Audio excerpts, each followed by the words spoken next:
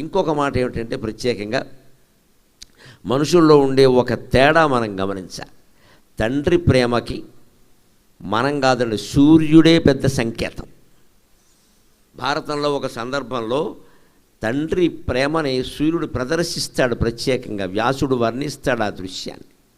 ఏమిటంటే ఎవరైనా సంపదల్లో ఉన్నప్పుడు మనల్ని ప్రేమించేవాళ్ళు బంధువులు మిత్రులు చాలామంది ఉంటారు. మనం పేదవాళ్ళం అయిపోయినా ప్రేమించేవాళ్ళు ఇద్దరు, ఒకరు తల్లి, రెండు తండ్రి. మనం ఎంత పేదవాళ్ళం అయిపోయినా సరే ఆ బంధం ఆ బంధమే. అన్నదమ్ములు, అప్పచెల్లెళ్ళు, బంధువులు, మేనల్లుళ్ళు, తోడల్లుళ్ళలో కూడా తేడా రావచ్చు. తల్లి ప్రేమలో తండ్రి ప్రేమలో అటువంటిది ఉండదు. డబ్బుతో పని లేదు వాళ్ళకి. పైగా డబ్బు లేకపోతేనే ఎక్కువ ప్రేమిస్తారు. పాపం వాడికి ఏమీ లేదు, వాడికి ఏమన్నా ఇవ్వండిరా అని తల్లి తండ్రి చెప్తారు ప్రత్యేకంగా. అలాగా సరిగ్గా మనిషి ఎలా ఉంటాడు అంటే ఆదిభట్ల నారాయణ దాస్ గారు చెబుతున్నాడు ఇక్కడ. సరిగా సంపద కల్గియుండియు మహాసౌఖ్యోన్నతిన్ పొంది, సరిగా సంపద కల్గియుండియు మహాసౌఖ్యోన్నతిన్ పొంది, మహాసౌఖ్యోన్నతిన్ పొంది ఈ వరుషన్ సర్వజగంబ సత్యమని, ఈ వరుషన్ సర్వజగంబ సత్యమని సంభాషించు వేదాంతి, ఈ వరుషన్ సర్వజగంబ సత్యమని సంభాషించు వేదాంతి. అద్దిరా రవంత కష్టపడినన్, అద్దిర కష్టం ఒక ఇంత గల్గిన, అద్దిర కష్టం ఒక ఇంత గల్గినను ఆర్తించెంది సంరక్షకై పరులన్ వేడు వివేకముందొలగనప్ప. ఆర్తించెంది సంరక్షకై పరులన్ వేడు వివేకముందొలగనప్ప. సూర్యనారాయణ. సంపదలు బాగా ఉన్నప్పుడు మనం వేదాంతం బాగా మాట్లాడతాం. అందరం ధనవంతులమే కాబట్టి పూజా మందిరాలను చూసుకుందాం. ఎంత అద్భుతంగా తయారు చేస్తామో. అందులో అపార్ట్మెంటుల్లో, విల్లాల్లో పూజా మందిరాలు ఇంకా అసలు కృష్ణుడు అక్కడే ఉంటాడా అన్నట్టుగా ఉంటుంది. అంతే ఆ మందిరం అంత శుభ్రంగా ఉంటుంది, అంత అందంగా ఉంటుంది. విగ్రహాలు మామూలు విగ్రహాలు కాదు, తులం 83,000 కాబట్టి ఆగేరిగలు లేకపోతే బంగారు విగ్రహాలు కూడా పెట్టేస్తారు. కానీ అక్కడ కూర్చున్నావా మనం ఒక విల్లా కొనేటప్పుడు ఆలోచించేది ఏమిటంటే ఈశాన్యంలో పూజ గది ఉందా, ఈశాన్యంలో అది ఉంది, నువ్వెక్కడున్నావు, నీ ఈశాన్యంలో నువ్వు ఉన్నావు, ఇక్కడ మధ్యలో ఉందా, అందంగా ఉందా, అంతే. కాశీ నుంచి తెచ్చిన లింగం అక్కడ పెట్టావు, నువ్వు ఉన్నావా?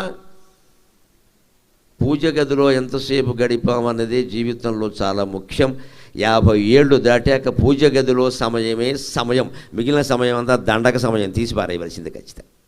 అక్కడ కూర్చోవడం ఎంతసేపు కూర్చున్నావు, ఏదో పువ్వెట్టి పారిపోవడం కాదు. ఇక్కడ పొద్దున్నే స్నానం చేసేయడం, ఆఫీస్కి వెళ్ళిపోవాలి, ఓ తువ్వాలు ఒకటి కట్టుకోవడం, టిక్ టిక్ టిక్ టిక్ అనడం, 2 అలా పారిపోవడం. ఈ తువ్వాలు మనం చూస్తూ కూర్చోవాలి. ఇక్కడ అక్కడ ఏదో ఒకటి పెట్టేయడం, అగరొత్తులు ఇలా తిప్పేసేయడం, గంట కొట్టేసేయడం, వెళ్ళిపోవడం అంతే. ఏంటంటే సాఫ్ట్వేర్ అండి, ఖాళీ లేదు. యమధర్మరాజుకు కూడా ఖాళీ లేదండి, నన్ను మన్నించురుగాక.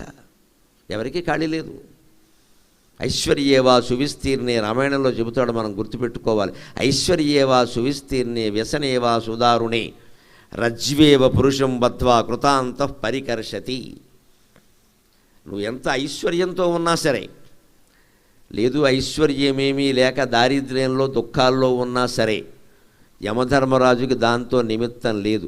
తాడు పెట్టి లాక్కెళ్ళిపోతాడు. నాకు ఊళ్ళో బాకీలు ఉన్నాయి అన్నా వదలడు, నాకు రావలసిన బాకీలు ఉన్నాయి అన్నా కూడా వదలడు. నువ్వు నాకు బాకీ దా అని లాక్కెళ్ళిపోతాడు అని రామాయణంలో చెబుతారు. ఆ రోజు ఎంత దూరంలో ఉందో మనకేమైనా తెలుసా? కనీసం 60 దాటాకైనా 70 దాటాకైనా జాగ్రత్త పడద్దా? ఇంకా నాకు లైఫ్ ఎయిమ్ ఒకటి ఉందండి, 72 ఏళ్ళు దీనికి లైఫ్ ఎయిమ్. ఎందుకు లైఫ్, ఎందుకు ఎయిమ్, దేనికి? ఎయిమ్ అంటే ఆల్ ఇండియా మెడికల్ ఆసుపత్రి. ఇంకేమిటి aim? All India medical sciences. 70 దాటాక ఎయిమ్ ఏమిటండి? ఇంకేం లేదండి, సిద్ధంగా ఉన్నాం. ఈ మాట ఎవరి నోట వస్తుందో వాడు సుఖజీవి. ప్రపంచం మొత్తం మీద అనుమానం లేదు. ఏమంటే మీ జీవిత లక్ష్యం ఏంటంటే, ఏం లేదండి, సిద్ధంగా ఉన్నాం, వాడిదే ఆలస్యం. ఇక భగవన్నామస్మరణ తప్పితే వేరే ఏది ఉండకూడదండి. అంచేత మెట్ట వేదాంతం చెప్పడం కాదు, డబ్బులు బాగా ఉన్నప్పుడు వేదాంతం గురించి మాట్లాడతాం మనం బాగా. అసలు మా తాతగారు గుళ్ళు కట్టించారంటే మా ఇంట్లో మొదటి నుంచి కూడానండి భక్తి చాలా ఎక్కువ అండి. మొదటి నుంచి అంత భక్తి ఉంటే దాన ధర్మాలు ఎక్కువ చేయాలి, మన వైభవాల కోసం కాదు ఖర్చు పెట్టాల్సింది. ఇవాళ ఈ మాఘమాసంలో పెళ్ళిళ్ళు మీరు అందరూ హాజరవుతారు కదా, చూడండి ఒక్కొక్క పెళ్ళికి ఎన్ని కోట్ల రూపాయలు ఖర్చు అవుతుందో చూడండి. పెళ్లి మార్కెట్ మన దేశంలో ఉన్న మార్కెట్ ప్రపంచంలో ఎక్కడా లేదు. ఇంత చేస్తే ఏం జరుగుతుందో అందరికీ తెలుసు. 10 ఏళ్ళు కాపురం చేస్తే పద్మశ్రీ ఇచ్చేయచ్చు, అనుమానమే లేదు. పెద్ద 10 ఏళ్ళు the same person, how is it possible? English ఒకటి దీనికి పట్టుకి 10 ఏళ్ళు కూడా అక్కర్లే, ఇప్పుడు 2 ఏళ్ళు 3 ఏళ్ళే. ఏమనంటే డిఫరెన్స్ ఆఫ్ ఒపీనియన్. నాకు అర్థం కాదు ఎప్పటికీ. ఆ ఒపీనియన్ అంటే అర్థం ఏంటంటే తెలుగులో అభిప్రాయం అంటారు. అభిప్రాయం అంటే తరచు మారేదే అని అర్థం, నెగటివ్ చూసుకోండి. ప్రాయం అంటే తరచు, అభిప్రాయాలు ఎప్పుడు స్థిరంగా ఉండవు, మారుతూ ఉంటాయి. మారినా ఉండాలి ధర్మం. కాపురాన్ని నిలబెట్టినా కంపెనీని నిలబెట్టినా ధర్మం నిలబడుతుందండి. అది అభిప్రాయాలు నిలబెట్టం. ఇక్కడ అభిప్రాయాలు మారుతూనే ఉంటాయి రకరకాలుగా, అభిరుచులు మారుతూ ఉంటాయి. ఇవాళ ఒకటి ఇష్టమైంది, రేపొద్దున అది ఇష్టం కాదు. అయినా సరే ధర్మం ధర్మమే. ఏది ధర్మమో దానికి ప్రాధాన్యం ఇస్తే నిలబడతాయి ఖచ్చితంగా, లేకపోతే గొడవే. దీనికోసం ఎంత ఖర్చు పెడుతున్నట్టు పూర్వం నయం, ఏదో చేసేసేవాళ్ళు 1 లక్ష 2 లక్షలు పెట్టి అయిపోయేది, అంత కొంత అప్పు కూడా అయ్యేది. ఇప్పుడు కోట్లు ఖర్చు పెడుతున్నారు, మొత్తం డెకరేషన్కే ఎక్కువ. తీరా ఉంటే ఏమవుతుందంటే ఏమవుతాయో తెలియదు. దీని నుంచి బయటపడాలంటే మనం ఈ మెట్ట వేదాంతం మానుకోవాలి. మెట్ట వేదాంతం మాట ఎందుకు వచ్చిందంటే, ఒక ఆయనకి మెట్ట పొలం బాగా ఉందట, దాన్ని ఇచ్చేసేట. మొత్తం అప్పట్లో పండితుడికి దానాలు ఇచ్చేవారు కదా, అంతా మెట్ట పొలమే ఇచ్చాడు. ఎందుకంటే అది పండదు కాబట్టి. ఇదే మెట్ట వేదాంతం. ఇంక నిజంగా దానం ఇవ్వాలనివ్వలేదు, వర్షాధారం భూమి కదా మెట్ట అంటే. అర్థం ఎక్కడ? పల్లం అంటే నీరు, చెరువులోంచి నీరు వస్తుంది, మెట్టకి నీరు ఎక్కదు కదా, వర్షం కురిస్తేనే పండుతుంది. అందుకని ఎలాగో పండని భూమే కదా అని దానం ఇచ్చాట. దాన్ని తెలుగులో ఏమంటారంటే, ఒక ఆవిడ డాబా మీద పిండి ఎండబెట్టింది, అది పెట్టింది, అది పెద్ద గాలి వచ్చిందట, ఆ పిండి ఎగిరిపోతుంది. కృష్ణార్పణం అంటే ఎగిరిపోయే పిండికి కూడా కృష్ణార్పణం అని పుణ్యం రావాలి వీడికి. ఇదే గాలికి పోయే పేలపిండి కృష్ణార్పణం అంటారు. మామూలుగా ఇంట్లో ఉంటే పిండి నైవేద్యం పెట్టదు, అమ్మో తింటాడేమో కృష్ణుడు, కుదరదు, మనవాడికి పెట్టాలి. ఎలాగో గాలి కొట్టుకుపోతుంది, డాబా మీద ఎగిరింది. ఇప్పుడు తీయడం కూడా కష్టంగా ఉంది, ఆ బట్ట తీస్తుంటే రావట్లేదు. అందుకని గాలికి పోయే పేలపిండి కృష్ణార్పణ, కృష్ణ నువ్వు తీసుకో, నాకు పుణ్యం ఇయ్యి. ఇది ఎగిరిపోయే పిండి, వాడి కర్మ కాలేదు దుమ్ములో పిండి తినడానికి. ఈ రకమైన భక్తిగా దీన్నే మెట్ట వేదాంతం అంటారు. నీకు పనికిరాదు కాబట్టి దానం ఇవ్వడం కాదు, పనికొచ్చేదాన్ని ఇయ్యి. అవసరమైతే పనికిరాని దాన్ని మనం పెట్టుకుందాం. ఎవరైనా ఇంటికి మనకి బంధువులు మిత్రులు వస్తే కొత్త చీర పెడతాం కానీ పాత చీర పెట్టాం కదండి. పని మనుషులకో ఎవరికో ఇవ్వడాలు వేరు, వారు అడిగితే కొత్త చీరే పెడతాం కదా. మనకున్న వస్తువుల్లో బాగా పనికొచ్చేది మంచిదే దానం ఇచ్చి, కొంచెం అటు ఇటుగా ఉన్నదే మనం వెట్టి పెట్టుకుంటే ఆ పుణ్యం పూర్తిగా వస్తుంది, అనుమానం వేళ. అందుకని మెట్ట వేదాంతం చెప్పొద్దు. సంపదలు ఉన్నప్పుడు వేదాంతం కాదు. లోకమంతా అసత్యం, జగమే మాయ అనడం, మళ్ళీ ఆ మాయని గ్రహించలేక వ్యామోహాల్లో పడుతూ ఉండడం, ఇది సరైన విధానం కాదయ్యా. ఇటువంటి వాళ్ళు ఏమవుతారంటే ఒక కష్టం రాగానే విలవిల్లాడిపోతారండి. గమనిస్తే మనం గొప్ప వేదాంత వాక్యాలు వినపడుతూ ఉంటాయి, చాలా ఉపన్యాసాలు ఇస్తారు. మన ఇళ్లలోనే మనతో కలిసి మాట్లాడుతూ ఉంటారు. అబ్బా ఈయన ఎంత జ్ఞాని, ఈయన ఎంత జ్ఞాని అనుకుంటాం. కొడుకుతోనో కూతురుతోనో భార్యతోనో పక్కింటి వాడితోనో ఏదో చిన్న విభేదం వస్తుంది, ఇక అంతే మంచం పట్టేస్తాడు. ఇంకా ఈ చెప్పిన వేదాంతం అంతా ఏమైపోయిందో తెలియదు. ఇక్కడ అదే చెబుతున్నాడు. ఇక్కడ అంతా జగత్తు అసత్యం అంటారు, మాయ అంటారు, చెప్పేస్తారు. ఏదైనా వచ్చేసరికి మాత్రం తలడిల్లిపోతారు. అద్దిర కష్టం ఒక ఇంతగల్గునెడ ఆర్తింజంది సంరక్షకై పరులన్ వేడును తొలగనప్ప సూర్యనారాయణ పరులన్ వేడు వివేకముందొలగా. ఏదైనా చిన్న కష్టం వచ్చేసరికి మనం చేసే పొరపాటు పని ఏమిటో తెలుసా? కంగారులో వాడికి ఫోన్ చేసి వీడికి ఫోన్ చేసి ఒక 10 మందిని కాపలా పెట్టుకుని అందరితోనూ మాట్లాడేసి అవసరం లేని వాళ్ళందరికీ ఈ కష్టాన్ని గురించి చెప్పేస్తే వాళ్ళెవరూ తీర్చకపోగా ఇది పెద్దదైపోతుంది. ఇది మొత్తం గోకేసాం మనమే ఇక్కడ. ఇంకా ఇప్పుడు ఏ కష్టం వచ్చినా చెప్పడానికి వీడియోలు ఒకటి వచ్చే, బాగా యూట్యూబ్లు వచ్చే, శుభ్రంగా ఎక్కడో అక్కడ వాగేస్తే అయిపోయాయి.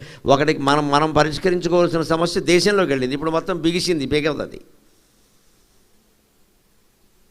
ఆ ప్రమాదం లేకుండా ఉండాలంటే కష్టం ఎవరికి చెప్పొద్దు, ఎవరికి చెప్పాలో లెక్క ఉంది. అప్పుడు కూడా పూజా మందిరంలోకే వెళ్ళాలి. ఎప్పుడు దుఃఖం వచ్చినా కష్టం వచ్చినా ఏం చేయాలో వ్యాసుడు భారతంలో చెబుతాడు ఒక లెక్క. ఎంత దుఃఖమైనా రాని 2 మార్గాలు పెట్టుకోమంటాడు. శల్యపర్వంలో వస్తుంది ఈ మాట. దానికి చెయ్యవలసిన ప్రతిక్రియ ఏదో చెయ్యి, ఆ తాత్కాలికంగా ఏదో ప్రతీకారం తీర్చుకోవాలి, కొట్టాలి, తిట్టాలి, ఏదో ఉంటుందిగా, కోర్టులో పెట్టాలి, ఏదైనా కానీ చేసేయి, దాని గురించి ఆలోచించద్దు. రెండోది ఉంది, దుఃఖం నా అనుచింతయన్, దాని గురించి ఎక్కువసేపు ఆలోచించద్దు, వదిలే, నీ పనులన్నీ నువ్వు చేసుకో. ఎప్పుడు ఎంత దుఃఖం పీడించినా మనం మానకూడదు ఏమిటంటే, పొద్దున్న లేచే సమయం రాత్రి పడుకునే సమయం వరకు ఏ ఏ పనులు ఉన్నాయో అవి ఏవి మానకూడదండి. సాధారణంగా మన బలహీనత ఏమిటంటే, కాస్త మానసికమైన దుఃఖం రాగానే ఇంకా ముందు అన్నం మానేస్తాం, తర్వాత ఇంకా చిక్కగా ఉండి స్నానం కూడా మానేస్తాం, ఇక మన మొహం ఎవడో చూడలేడు. ఇక్కడ స్నానం మానేసాం కాబట్టి బట్టలు మార్చుకునే పని కూడా ఏమీ లేదు, ఇంకా ఏడు మొహం పెట్టు కూర్చున్నాను ఇక్కడ. ఆ పైన ఇంటికి రాగానే దీప్యమొఖం వేసుకు తయారు, మనం కష్టంలో ఉన్నామని వాడికి వేరే చెప్పక్కల, ఏదో అయిందని అర్థం అవుతుంది. అంతకంటే మనం శుభ్రంగా స్నానం చేసేసి పూజా మందిరంలో చేసే పారాయణలు ఏవో చేసేసుకుని ఆ దుఃఖానికి ఆ దానికి ఏం చేయాలో అది ఆ సమయానికి చేయి. ఫోన్ చేయాలా చేసేయి, కాగితం రాయాలా రాసేయి, ఓ మాట అనాలా అనేయి, ఓ పని అయిపోతుంది. లేదు మౌనంగా ఉండాలి, ఉండు, ఏదైనా పర్వాలా చేసేయి. చేయవలసిన పని చెయ్యాలి కానీ దాని గురించి ఆలోచించద్దు. దుఃఖాన్ని ఎదిరించే విధానం అది. నిజానికి దుఃఖాన్ని ఎదిరించక్కల్లా, తట్టుకొని నిలబడితే చాలా అది వెళ్ళిపోతుందండి. ఎదిరించడం అంటే ఎప్పుడూ అంతే. అందుకే ధైర్యానికి ప్రత్యేకంగా మన సంస్కృతిలో ఏం చెబుతారో తెలుసా? ఏనుగుని చెప్పరు, పులిని చెప్పరు, సింహాన్ని చెప్పరు, మేరు పర్వతాన్ని చెబుతారు. మేరు పర్వతం అంటే భూమధ్య రేఖ. మేరు పర్వతంలో ఓ పర్వతం ఎక్కడా లేదు, భూమధ్య రేఖని మేరు పర్వతం అన్నారు పురాణాల్లో. దాని చుట్టూ సూర్యచంద్రులు తిరుగుతారు. భూమధ్య రేఖ ఆధారంగానే కదా సూర్యోదయం చంద్రోదయం అన్నీ కూడా. ఆ భూమధ్య రేఖ ఎప్పుడూ కదలదు. భూమి ఎంత వేగంతో ప్రయాణించినా సరే భూమధ్య రేఖ మామూలే, దాంట్లో మార్పు ఉండదు. అలాగ మనిషికి సుఖం వచ్చినా దుఃఖం వచ్చినా నింద వచ్చినా స్థితి వచ్చినా ఏ ఆడైనా మగైనా ఎవరు తట్టుకుని నిలబడతారో వారిని మేరు పర్వతం కదలకుండా ఉన్నాడు అంటారు. ఎదిరించే విధానం మళ్ళీ ఆయుధం పట్టుకుని ఎదిరించగల. నువ్వేమి చెల్లించక నీ పనులు నువ్వు చూసుకో, నీ జపం నువ్వు చేసుకో, నీ భోజనం నువ్వు చేయి, నీ స్నానం నువ్వు చేయి, నువ్వు ఎలా ఉండాలో అలాగే ఉండు, ఏమీ మార్పొద్దు. ఖచ్చితంగా 2-3 రోజుల్లో ఆ దుఃఖం మన మనస్సు నుండి వెళ్ళిపోతుంది. ఎందుకంటే వీడు మనకి లొంగేలా లేడు, వీడు దగ్గర కూర్చుంటే మనకు ఉపయోగం ఏం లేదు, ఎక్కడ ఇంకో చోటకెడితే వాడినైనా ఏడిపించవచ్చు అన్నట్టుగా ఉంటుంది. అంతే. అలాంటిది మనం దైవ దర్శనం ద్వారా ధ్యానం ద్వారా నేర్చుకోగలగాలి. ఇంత కష్టం రాగానే అందరినీ వేడుకుంటారు. వేడుకోవలసింది ఎవరినండి? పరమేశ్వరుని వేడుకోవాలి. పూజామందిరంలోకి వెళ్ళి మానవులను ఆశ్రయించడానికిను భగవంతుడిని ఆశ్రయించడానికి తేడా ఏమిటో తెలుసా? 4 ప్రయోజనాలు ఉంటాయి భగవంతుడిని ఆశ్రయిస్తే. పూజామందిరంలోకి వెళ్ళి ఆ విగ్రహం కాళ్ళ మీద చేతులు పెట్టి, అమ్మా నిన్ను ఆశ్రయించాను, నాకు ఈ కష్టం తీర్చు అంటే 4 ప్రయోజనాలు ఉంటాయి భగవంతుడిని ఆశ్రయించే. ఏమిటంటే, 1 నేరుగా దొరుకుతాడు, బ్రోకర్స్ అక్కర్లేదు, దళారీలు అక్కర్లేదు, దేవుడికి మనకి నేరుగా దొరుకుతాడు. మానవులను ఎవరన్నా ఆశ్రయించాలంటే, కంపెనీ మేనేజర్ని ఆశ్రయించాలంటే ముందు వాచ్మెన్ పట్టుకోవాలి. దేవుడు వరవచ్చిన పూజారు వరవేయడని వీడు లోపలికి వెళ్ళినప్పుడు అసలు ఆపేస్తాడు అక్కడ. వాడు మాకు ఆ మేనేజర్ మాకు చుట్టమయ్యా అని చెప్పినా సరే, నాకు ఈవేళ ఎవరిని రానియద్దని చెప్పారని అంటాడు. ఏమనడానికి లేదు. అదే భగవంతుడిని ఆశ్రయిస్తే రానియననేవాడు లేడు, మనసులో స్మరించాలి. 1 నేరుగా దొరుకుతాడు, 2 ఒక్కరితో సరిపోతుంది. భగవంతుడిని ఆశ్రయించిన వాడు మళ్ళీ మానవ మాత్రులను ఆశ్రయించాల్సిన పని లేదు. ఎందుకంటే దేవుణ్ణి నమ్మి చెడినవాడు లేడు, మనిషిని నమ్మి బాగుపడినవాడు లేడు. నిజానికి దేవుణ్ణి నమ్మి చెడినవాడు లేడు. అంటే ఒక్కరితో సరిపోతుంది. 1 నేరుగా దొరుకుతాడు, 2వది ఒక్కరితో సరిపోతుంది, 3వది భగవంతుడిని ఆశ్రయించడంలో రూపాయి ఖర్చు లేదు. మానవులను ఆశ్రయించే వరకు వాళ్ళకి డబ్బులు ఇవ్వాలి, వాళ్ళకి సేవలు చేయాలి, వాళ్ళకి మళ్ళీ వాళ్ళకి ఏదైనా ఆపద వస్తే మనం సాయం చేయాలి, ఇవన్నీ ఉన్నాయి. 4వది తక్షణం స్పందిస్తాడు భగవంతుడి విషయంలో. 4 వేదాలు, 6 శాస్త్రాలు, 18 పురాణాలు చెబుతున్న మాట మనోధైర్యం కోసం చెబుతున్నా, తక్షణం స్పందిస్తాడు భగవంతుడు. స్పందించడంలో తేడా ఉండదు. ఇంకా ఇన్ని ప్రయోజనాలు ఉన్నాయి. అందుకని దేశంలో వాళ్ళందరినీ వేడుకుంటాడు తప్పితే నిన్ను వేడుకోవడం ఏమిటయ్యా అంటున్నాడు ఇక్కడ. ఆ భగవంతుడిని వేడితేనే ఆ మమకారాలన్నీ సక్రమంగా ఉంటే మనకి తీరత. ఆయన కూడా తండ్రి లాంటి వాడే. ఆ తండ్రుల్లో కూడా సూర్యనారాయణమూర్తికి బిడ్డల మీద ఎక్కువ ప్రేమ ఎక్కడ కనపడిందో తెలుసా? అది కర్ణుడి మీద చూపిస్తాడండి ఆ ప్రేమ. తండ్రి అనే అనుబంధం తెలియాలి అంటే కర్ణుడి మీద సూర్యుడు చూపించిన అనుబంధాన్ని చూడాలి భారతంలో. ఆయన దగ్గరికి ఇంద్రుడు బ్రాహ్మణ వేషంలో వచ్చి ఏవో ఈ కవచకుండలాలన్నీ పట్టుకెళ్ళిపోదామని వస్తాడు. అంతకు ముందు రోజు రాత్రి సూర్యుడు కర్ణుడికి కలలో కనపడి ఇవ్వద్దని చెబుతాడు. ఇంద్రుడు నీ దగ్గరికి వస్తున్నాడు, ఇవ్వద్దు, అర్జునుడు గెలవడం కోసం ఇవి ఉపయోగపడతాయి అని చెబుతాడు. కానీ కర్ణుడికి ఏమిటంటే భారతంలో 14,440 పాత్రలు ఉన్నాయట. మొత్తం ఒక ఆయన లెక్కపెట్టి రాశాడు. అన్ని పాత్రలు కలిపి 14,440 వరకు ఉన్నాయట. అందులో ప్రతి పాత్రకి ఓ తెక్క ఉంది. అసలు ఈ కర్ణుడికి తెక్క ఏమిటంటే, నేను ఇస్తాను, నేను మాట తప్పను, ప్రాణం పోయినా మాట తప్పను, అంత ప్రమాదకర పరిస్థితి తెచ్చుకోగల. ఇంకో తెక్క ఉంది దీనికి, వేసిన బాణం మళ్ళీ వెయ్యను అనేమో అర్జునుడికి లేదు. అందుకే అర్జునుడు నెగ్గాడు, ఈయన ఓడిపోయాడు. నాగాస్త్రం ఓసారి ప్రయోగించాడు, అది విఫలమైంది. ఆ నాగాస్త్రం పాము, అది వెనక్కి వచ్చింది. మళ్ళీ వెయ్యి, ఈసారి చంపేస్తాను అంది. వేసిన బాణం వేసే అలవాటు కర్ణుడికి లేదు అన్నాడు. వాడు వేశాడు, వీళ్ళు లేపేశాడు. యుద్ధాల్లో ఇటువంటి నియమాలు పనికిరావు, వేసేయాలంతే లెక్క. అందుకే కృష్ణుడు చెబుతాడు, ముందు వేసే అంటాడు. అంతే, ముందు వేసే తర్వాత చూసుకుందాం. దుర్యోధనుడు భీముడు గదాయుద్ధం చేస్తారు. ఎంతసేపు చేస్తారో తెలుసా? 3ంటికి మొదలైంది, 6 అయినా తెవలట్లేదు. ఇక్కడ లవకుశ సినిమా తేవలేదు, వీళ్ళ యుద్ధం తెవలట్లేదు. ఇంకా ఆయాసం వచ్చేస్తోంది భీముడికి దుర్యోధనుడికి ఇద్దరికి, భీముడికి మరీను. అప్పుడు ఒళ్ళు మండి అర్జునుడు అడుగుతాడు, ఏమిటి బావా ఎవరు గెలుస్తున్నట్లేదు అంటే, అబ్బాయి ధర్మంగా గెలవాలంటే కష్టం. వాడు ఏం చేశాడు, ద్రౌపదిని ఏం చేశాడు, జుట్టట్టుకు లాగాడు, తొడ మీద కూర్చోమని చెప్పాడు, వేసేయమని చెప్పు అన్నాడు. అర్జునుడు తొడ చూపించాడు, ఈయన సమయం చూసుకున్నాడు, ఓ దెబ్బ వేసాడు, అయిపోయింది, గొడవ వదిలిపోయింది. తర్వాత సుప్రీంకోర్టు వాళ్ళు ఏదో కేసులు పెట్టుకున్నారు, తేల్చుకున్నారు, వేరే విషయం, పని అయిపోయింది కదా. అంటే జీవితంలో లేని నీతి యుద్ధంలో ఎందుకు ఉంటుందండి? చాలామంది భారతం చదివిన వాళ్ళు ఏమంటారంటే, భీష్ముడిని అన్యాయంగా చంపారు, ద్రోణుడిని అన్యాయంగా చంపారు, కర్ణుడిని అన్యాయంగా చంపారు, దుర్యోధనుడిని అన్యాయంగా చంపారు, పైగా ఇవన్నీ కృష్ణుడే కూర్చుని చేయించాడు. ఎన్ని విమర్శలు హిందూ పురాణాల మీద, దేవుళ్ళ మీద. బుర్ర లేదు ఈ సన్నాసులకి.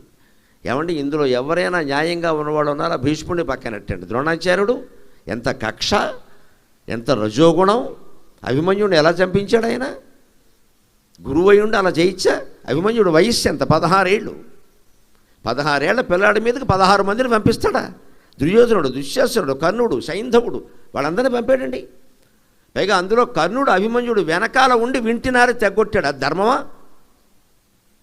కానీ ఈ కర్ణుల వారు మాత్రం కింద రథం కురింగిపోతే వారు పైకి లేపుకునే వరకు ఏమైనా జాకీయా లారీకి టైర్ ఎత్తారా? వీళ్ళు లేపే వరకు కూర్చుంటారేంటి ఇక్కడ?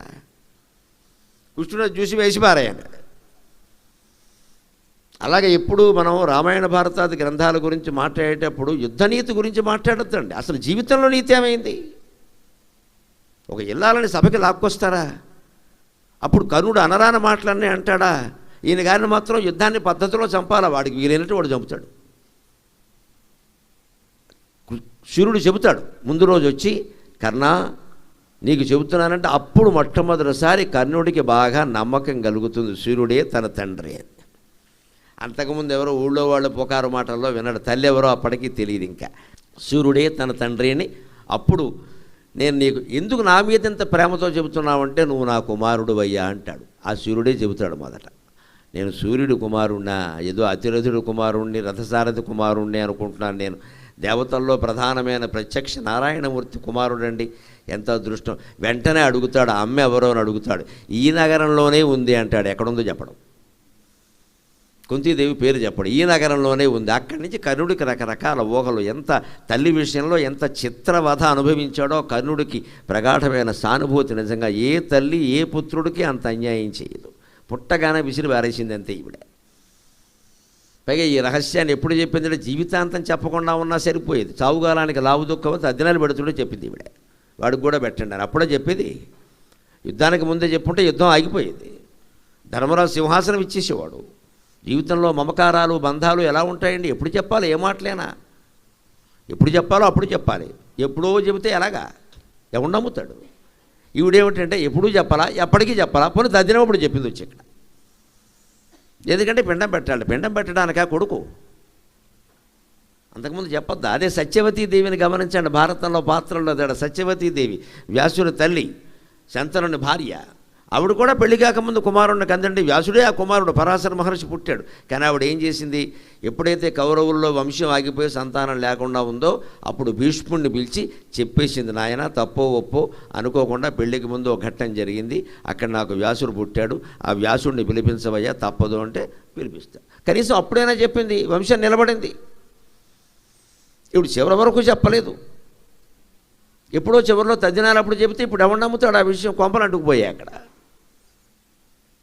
ఇది జీవితంలో పాత్రల నుంచి నేర్చుకోవాలి. అందుకే సూర్యుడు పాపం చెబుతాడు, చెప్పినా కర్ణుడు సరే అని అంటాడు తండ్రి మీద గౌరవంతో. మన్నాడు ఇంద్రుడు రాగానే ఇచ్చేస్తాడు. ఇంద్రుడంత వేషంలో వచ్చాడని తెలుసు. నాకేమిటో అప్పటికి ఇప్పటికీ పురాణాలు చదువుతుంటే బాగా మారు వేషాలు వేసే వాళ్ళందరూ బ్రాహ్మణ వేషాలే వస్తారు. అందరికీ మా క్యాస్టే లోకువా. ఈ సంఘం వాళ్ళు ఏళ్ళు కేసు పెట్టారు అసలు పురాణాల్లో బ్రాహ్మణ వేషాల్లో వచ్చిన ఇంద్రుడి మీద చంద్రుడి మీద అందరి మీద. మా క్యాస్ట్ ఎక్కడ దొరికింది, దేశంలో క్యాస్ట్లు లేవా అని రావడం దానం అడిగాడు. బ్రాహ్మణుడు అంటే గౌరవం ఉంది కదా అని వీడు ఏదో కూడా ఇచ్చాడు. ఇక్కడ వ్యాసుడు ఒక ఆత్మీయమైన శ్లోకం రాస్తాడు. కర్ణుడు చనిపోయాడు, నేల మీద నెత్తుటి ప్రవాహంలో పడి ఉన్నాడు. గుండె పగిలింది అర్జునుడు వేసిన బాణానికి, నెత్తురు చిమ్మింది. అప్పుడు సూర్యుడు అస్తమించేట. కర్ణస్య దేహం రుధిరావసిక్తం. తండ్రి ప్రేమ ఎలా ఉంటుందో చెబుతాడు అనుబంధాల్లోనే. సూర్యుడికి తన కుమారుడితో ఉండే అనుబంధం అంట. కర్ణస్య దేహం రుధిరావసిక్తం భక్తానుకంపీ భగవాన్ వివస్వాన్. భక్తానుకంపీ భగవాన్ వివస్వాన్. స్పృష్ట్వా అంశుభిర్లోహిత రక్తరూపం. స్పృష్ట్వా అంశుభిర్లోహిత రక్తరూపం. శిష్ణాసురభ్యేతి పరం సముద్రం. శిష్ణాసురభ్యేతి పరం సముద్రం. ఎవరైనా చనిపోయినప్పుడు మనం శవాన్ని చూస్తే ఒక ఆచారాన్ని పాటించాలి. శవదర్శనానికి వెడితే ఖచ్చితంగా ఇంటికి వచ్చి పూర్తి స్నానం చేయవలసిందే, తల స్నానం చేయవలసిందే. నెత్తి మీద నీళ్లు జల్లుకోవడాలు అవి కుదరవు. ఈలోపు ఏ మంచాలు ఏమీ ముట్టుకోవద్దు. అది మైల అంటారు. అది శాస్త్రీయం. అది గుడ్డి నమ్మకం కాదు, అది బ్యాక్టీరియా. శవానికి బ్యాక్టీరియా ఉంటుంది, అది ఎంతో కొంత మనకు అంటుకుంటుంది. దగ్గర వాళ్ళకి 10 రోజులు, దూరం వాళ్ళకి 3 రోజులు ఎందుకు చెప్పారు అంటే దగ్గర వాళ్ళు దగ్గరగా ఉంటారు కదా. పెద్ద కొడుకు కర్మ అంతా చేస్తాడు, మాటిమాటికి శరీరం అంతా ముట్టుకోవాలి, తండ్రి శరీరాన్ని ముట్టుకోవాలి. ముట్టుకోకుండా కర్మ ఎలా చేస్తాడు? ఇక భార్య ఆ శరీరంతో కాపురం చేసింది. ఆవిడ 10 రోజులు పట్టకపోతే ఎలాగా? ఆ శరీరం తాలూకు బ్యాక్టీరియా ఆవిడకి అంటుకుంటుంది. సరే, కొడుకున్నాక కోడలు కొడుక్కి సాయం చేస్తుంది కర్మకాండలో, కాబట్టి ఆవిడికి. కూతురికి లేదన్నారు, 3 రోజులే అన్నారు. ఎందుకని? ఆవిడ దూరంలో ఉంటుంది. దూరే హితాభవతీతి దుహిత. శాస్త్రం చాలా గొప్ప మాట చెప్పింది అమ్మాయిల గురించి. దూరేపి హితాభవతీతి దుహిత. ఎంత దూరంలో ఉన్నా తల్లిదండ్రుల మేలు కోరేది కూతురే, కాబట్టి దుహిత అన్నారు ఖచ్చితంగా. అమెరికాలో మీ అమ్మాయిలు ఎవరైనా ఉంటే వాళ్ళు కాఫీ తాగుతుంటే మా నాన్న ఒక్కడే ఉన్నారు, మా అమ్మ కూడా లేదు, ఏమిటో కాఫీ తాగుతున్నాడో లేదో అనుకుంటుంది పాపం. వాళ్ళ అమ్మ ఉన్నా సరే అనుకుంటుంది ఓ మాట, మా నాన్నకే రెండోసారి కాఫీ కావాలి ఏదో అనుకుంటుంది, కూతురుకు ఉంటుంది. అది దూరేపి హితాభవతీతి దుహిత అంట. అలా మానవ సంబంధాల్లో దేని ప్రత్యేకత దానికి ఉంది, అది అలా అట్టిపెట్టండి. ఇక్కడ ఏం జరిగిందంటే సరిగ్గా కర్ణుడు శవం కదా. వ్యాసుడు ఒక మానవీయమైన శ్లోకం రాశాడు అక్కడ. కర్ణస్య దేహం రుధిరావసిక్తం. సూర్యభగవానుడు ఆకాశంలో అస్తమించడానికి సిద్ధంగా ఉన్నాడు కదా. 17వ రోజు యుద్ధంలో చనిపోయాడు. చివరిలో అస్తమించే ముందు ఆయన కర్ణుడిని తాకేట. మరి కొడుకు కదా, తాకకుండా ఉంటాడా? అంటే సూర్యకిరణాలు కర్ణుడి శరీరం మీద పడ్డాయి. కర్ణస్య దేహం రుధిరావసిక్తం. నెత్తుటిలో కొట్టుకుంటున్న కర్ణుడి శరీరం మీద సూర్యకిరణాలు ప్రసరించేట. భక్తానుకంపీ భగవాన్ వివస్వాన్. ప్రత్యక్ష నారాయణమూర్తి అయినటువంటి సూర్యనారాయణుడు ఏ భక్తుడినైనా అనుగ్రహిస్తాడు, కన్న కొడుకుని అనుగ్రహించడా? ఆయన ఇలా ప్రేమగా తన కిరణాలు 1000 కిరణాలతోనూ కర్ణుడిని కౌగలించుకున్నట్ట. అప్పుడు గుర్తొచ్చిందట, శవాన్ని కౌగలించుకున్నాం, స్నానం చేయాలి కదా అనిపించిందట. తండ్రి అయినా ప్రేమ ఉన్నా శవమే కదా. కొడుకు మీద ఎంత ప్రేమ ఉన్నా ముద్దెట్టుకుంటూ కూర్చోలేం కదా. శవాన్ని భర్త మీద ఎంత ప్రేమ ఉన్నా, భార్య మీద ఎంత ప్రేమ ఉన్నా ఆ శరీరాన్ని కౌగులించుకుని ఉండలేం కదా. శవం అది. కానీ సూర్యుడు పాపం ప్రేమ కొద్దీ కర్ణుడు శరీరాన్ని కౌగులించుకున్నట్ట. అనుకున్నట్ట. స్పృష్ట్వా అంశుభిర్లోహిత రక్తరూపం. ఈ కిరణాలతో నెత్తుటితో నిండిన కర్ణుడి శరీరాన్ని కౌగిలించుకోవడం వల్ల ఆ కిరణాలన్నీ ఎర్రగా మారాయిట. అందుకే అస్తమించిన సూర్యుడు ఎర్రగా ఉంటాడట. అది వ్యాస మహర్షి కవిత్వం.